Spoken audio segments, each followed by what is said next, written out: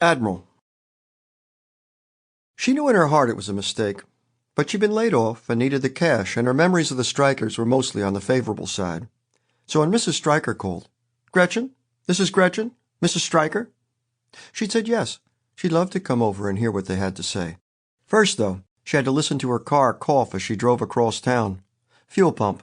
That was her father's opinion, offered in a flat voice that said none of it was his problem, not anymore, not now that she was grown and living back at home after a failed attempt at life. And she nearly stole the thing, turning into the striker's block. And then did stole it, as she tried against any reasonable expectation of success to parallel park in front of their great rearing fortress of a house.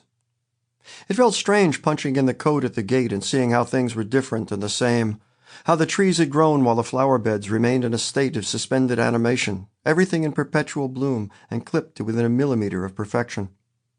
The gardeners saw to that. A whole battalion of them that swarmed over the place twice a week with their blowers and edgers and trimmers at war with the weeds, the insects, the gophers and ground squirrels, and the very tendency of the display plants to want to grow outside the box.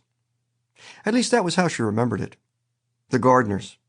And how Admiral would rage at the windows, showing his teeth and scrabbling with his claws, and if he could have chewed through the glass, he would have done it.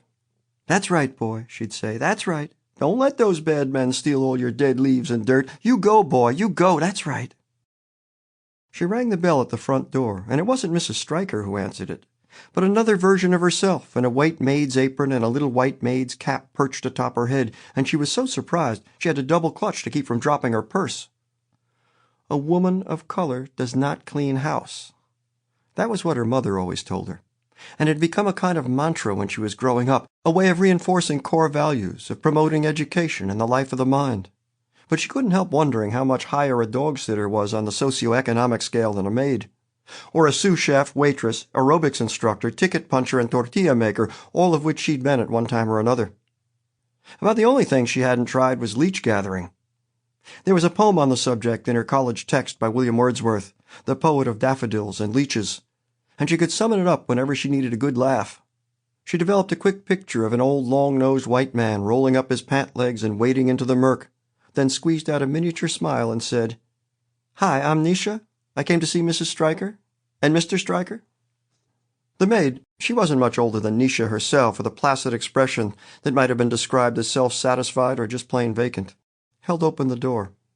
"I'll tell them you're here," she said. Nisha murmured a thank you and stepped into the tiled foyer, thinking of the snake brain and the olfactory memories that lay coiled there. She smelled dog, smelled Admiral, with an overlay of old socks and furniture polish. Sample complete. Ready to continue?